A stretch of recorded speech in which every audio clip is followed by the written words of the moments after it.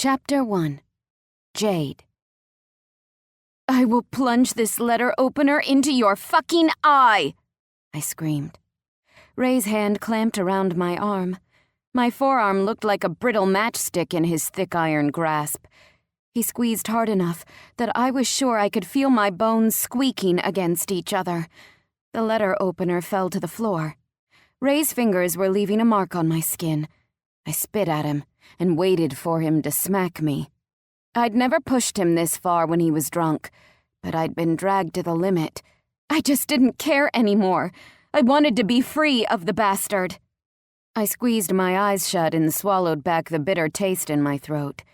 Ray's movements were clumsy, slowed by the alcohol.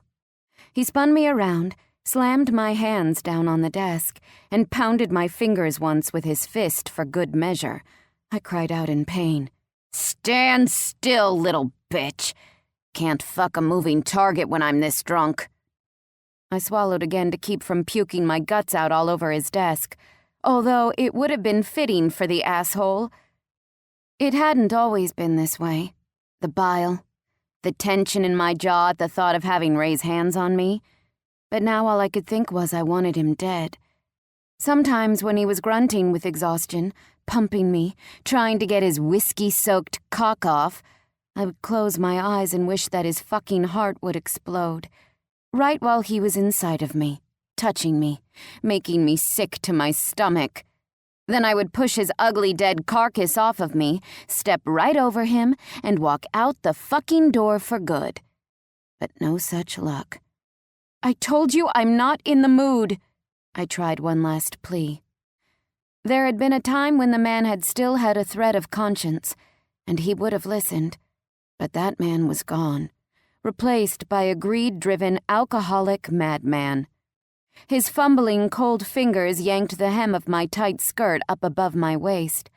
I flinched as his calloused fingers dragged along my skin and tugged down my panties. I heard him spit on his fingers. He knew I wasn't ready for him. I was never ready anymore. That was how badly I hated him. I kept my legs tight together as he tried to push his fingers between my thighs to lube me with his spit. "Fucking cunt," he growled. "Piece of trash. You'd still be on the street without me." His thick hand came up on the back of my head, and he shoved my face forward toward the desk. I turned to my cheek just in time to avoid breaking my nose. "Have it your way," he growled.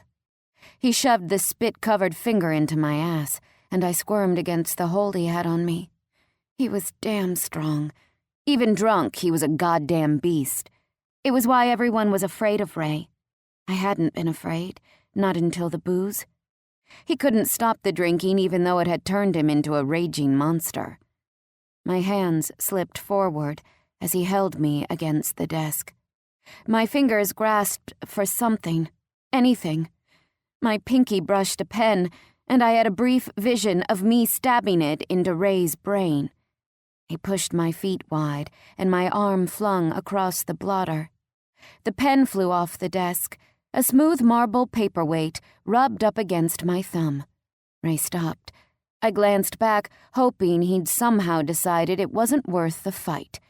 But instead, he had his hand around his cock, desperately milking himself to make himself hard. Tonight the whiskey had been my ally. While he was staring down at the limp dick in his hand, I grabbed the paperweight. I spun around, and before he had a chance to lift his face, I crowned him on the head. He stumbled back, and his eyes rounded with fury just before they rolled up in his head. He came down like a big tree falling in the forest. My heart was pounding so fast, I was sure it would just push open my ribs and hop out of my chest. I didn't stick around to see if he was dead. The paperweight dented the wood floor right next to his head. I raced to the bedroom and shoved a few things into my backpack. I crept down the hallway and out to the entryway. I kept imagining Ray's thunderous footsteps behind me, but it was my own pulse pounding in my ears. He was out cold. Maybe even dead. I might be spending the rest of my life in jail, but it would be so fucking worth it. Any dank, smelly jail cell would be better than living with Ray. I opened the front door and ran out into the night. I had nothing, and I had nowhere to go, but I couldn't stay one more day. Creeping swirls of fog curled up around my black boots as I crossed the front lawn. Once I hit the sidewalk, I broke into a run. My hard-soled shoes made the click-clack sound of a flat-footed horse as I ran toward the highway. Visibility on the road would be minimal, but I was willing to take my chances with oncoming traffic.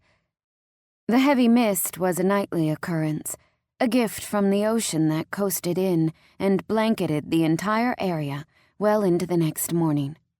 It brought a bone chill with it that cut right through my thin sweatshirt. I pulled the hood up over my head, covering my nearly white blonde hair with a black sweatshirt and concealing the only thing that might just be visible on a night like this.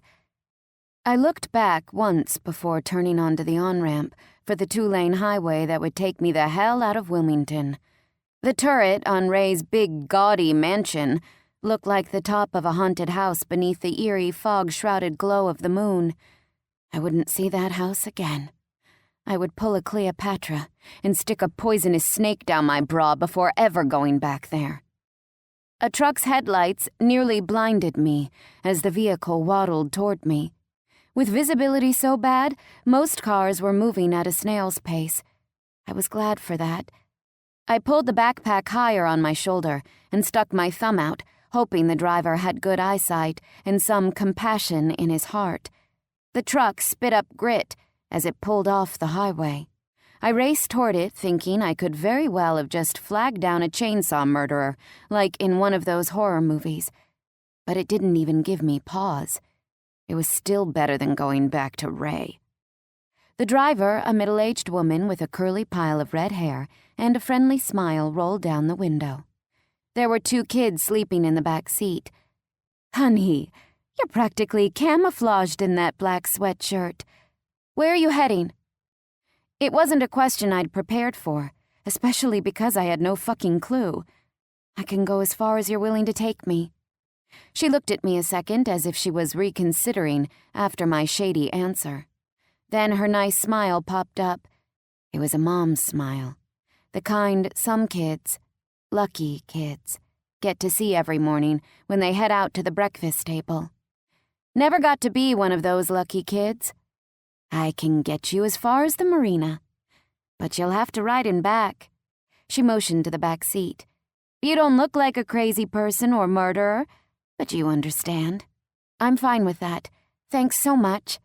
I ran to the back of the truck, tossed my backpack into the bed, and climbed inside. I was free. For now. You can listen to the rest of the book in the Tempt Romance audiobooks app, available on the App Store and Google Play. The link to the book is in the description. Discover even more bestsellers and exclusive stories updated weekly, only in Tempt Romance audiobooks.